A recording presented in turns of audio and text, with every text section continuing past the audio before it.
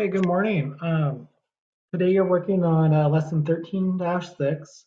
It's metric units of mass. You're going to find out this is pretty much exactly what you did in lesson 13-5, except you're working with new words today like milligrams, gram, and kilogram. So the three big things you need to know today are milligrams, gram, and kilogram. So I'm sure you're working along on a notebook or a piece of paper. So if you could pause right now and write down these conversions, that would be great. Okay, so I'm doing number one of guided practice. This is located on page 316 in your book. Now it says 925 grams equals how many milligrams? You wrote down that 1,000 milligrams equals 1 gram, and if you're working with an equation, you could flip that around. So you know that 1 gram equals 1,000 milligrams. So if you have 925 of these, that means you're going to multiply 925 times 1,000.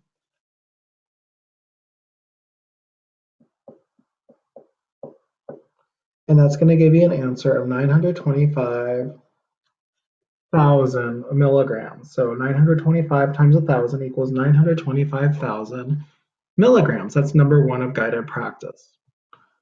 Okay, we're going to work now through number two of guided practice. Now it says 19,000 grams equals how many kilograms? In your notes, you wrote down that 1,000 grams equals 1 kilogram. So if you have 19,000 of these, you have to think, okay, if you went from 1,000 to 1, that means you divided it by 1,000. So you're going to divide 19,000 divided by 1,000, and we divide by 1,000. You could cross it off as you go, equal amount of zeros, which leaves you 19 divided by 1 for a total of 19 kilograms. Okay, number three. Now, like I always say in all these videos, if we were in class, I do it a little bit differently. But you're going to have 1 million milligrams equals how many kilograms? So if we think of reverse, I'm going to show you the reverse way. 1 kilogram equals 1,000 grams, which you wrote down earlier. And then, or 1 kilogram equals 1,000 grams. And then if you have 1,000 grams, each gram has 1,000 milligrams. That's going to equal 1 million milligrams. So 1 million milligrams equals 1 kilogram. Just if you had, say, 4 kilograms,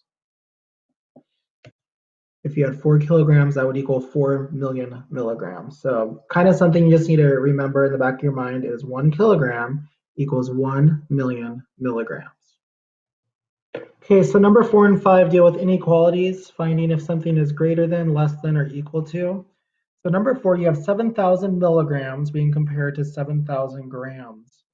So earlier in the lesson, you wrote that 1,000 milligrams equals 1 gram. So if 1,000 milligrams equals 1 gram, and we're comparing 7,000 milligrams to 7,000 grams, you're going to know that 7,000 grams is way more.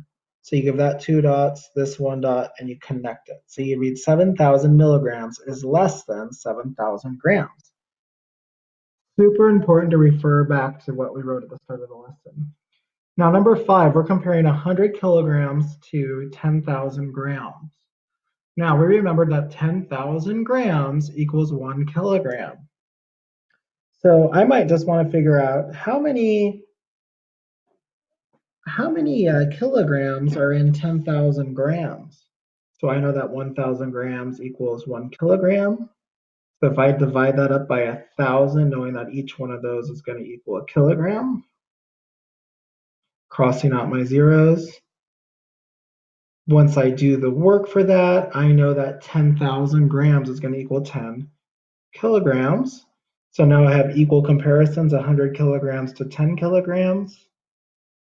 Obviously 100 kilograms is greater, 2 dots, 1 dot. 100 kilograms is greater than 10 kilograms.